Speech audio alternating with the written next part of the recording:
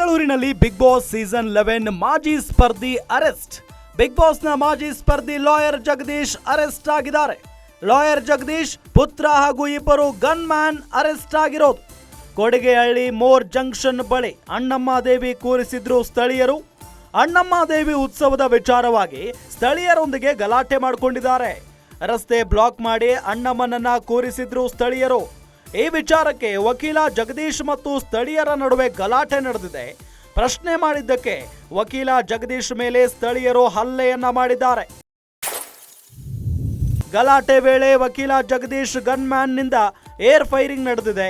ಕೊಡಿಗೆಹಳ್ಳಿಯಲ್ಲಿ ರಾತ್ರಿ 9 ಗಂಟೆ ಸುಮಾರಿಗೆ ಏರ್ ಫೈರಿಂಗ್ ನಡೆಸಲಾಯಿತು. ಘಟನೆ ಬಳಿಕ ಲಾಯರ್ ಜಗದೀಶ್ನನ್ನ ಅರೆಸ್ಟ್ ಮಾಡಿದ್ದಾರೆ ಪೊಲೀಸ್ನವರು.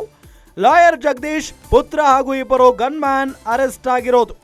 ಲಾಯರ್ ಜಗದೀಶ್ನ ಅರೆಸ್ಟ್ ಮಾಡಿದ್ದಾರೆ ಕೊಡಿಗೆಹಳ್ಳಿ ಪೊಲೀಸರು. 11 ಗಂಟೆಗೆ ನ್ಯಾಯಾಲಯದ ಮುಂದೆ ಹಾಜರುಪಡಿಸಲಿದ್ದಾರೆ ಪೊಲೀಸರು.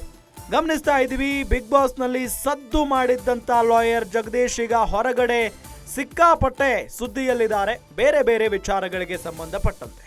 ಅದರಲ್ಲೂ ಈಗ ಕಳೆದ 2-3 ದಿನಗಳಿಂದ ಬಹಳಷ್ಟು ಸುದ್ದಿಯಲ್ಲಿರೋದು. ಯಾಕೆ ಅಂತ ಹೇಳಿದ್ರೆ, ಕೊಡಿಗೆಹಳ್ಳಿ ಮೋರ್ ಜಂಕ್ಷನ್ ಬಳಿ ಅಣ್ಣಮ್ಮ ದೇವಿಯನ್ನ ಸ್ಥಳೀಯರು ಕೂರಿಸಿದ್ರು.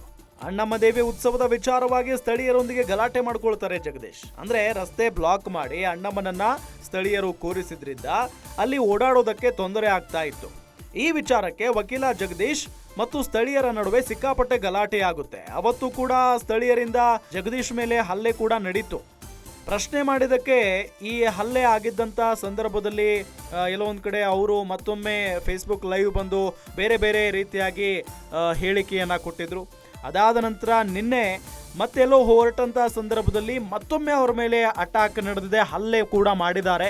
ಈ ಸಂದರ್ಭದಲ್ಲಿ ಏನಾಗಿದೆ, ವಕೀಲ Jagadish gun man air firing ಮಾಡಿಬಿಟ್ಟಿದ್ದಾರೆ. ಕೊಡಿಗೆಹಳ್ಳಿಯಲ್ಲಿ ರಾತ್ರಿ 9 ಗಂಟೆ ಸುಮಾರಿಗೆ ನಡೆದಂಥ ಘಟನೆ ಇದು. ಘಟನೆಯ ಬಳಿಕ ಲಾಯರ್ ಜಗದೀಶ್ನನ್ನ ಪೊಲೀಸ್ನವರು ಅರೆಸ್ಟ್ ಮಾಡ್ತಾರೆ. ಲಾಯರ್ ಜಗದೀಶ್ ಅವ್ರ ಜೊತೆಗೆ ಇದ್ದಂಥ ಅವರ ಪುತ್ರ ಹಾಗೂ ಇಬ್ಬರು ಗನ್ ಮ್ಯಾನ್ಗಳನ್ನು ಅರೆಸ್ಟ್ ಮಾಡಲಾಗಿದೆ. ಲಾಯರ್ ಜಗದೀಶ್ನ ಕೊಡಿಗೆಹಳ್ಳಿ ಪೊಲೀಸರು ಅರೆಸ್ಟ್ ಮಾಡಿದ್ದು ಇವತ್ತು 11 ಗಂಟೆಗೆ ನ್ಯಾಯಾಲಯದ ಮುಂದೆ ಹಾಜರುಪಡಿಸಲಿದ್ದಾರೆ ಅನ್ನೋದು ಗೊತ್ತಾಗ್ತಾ ಇದೆ.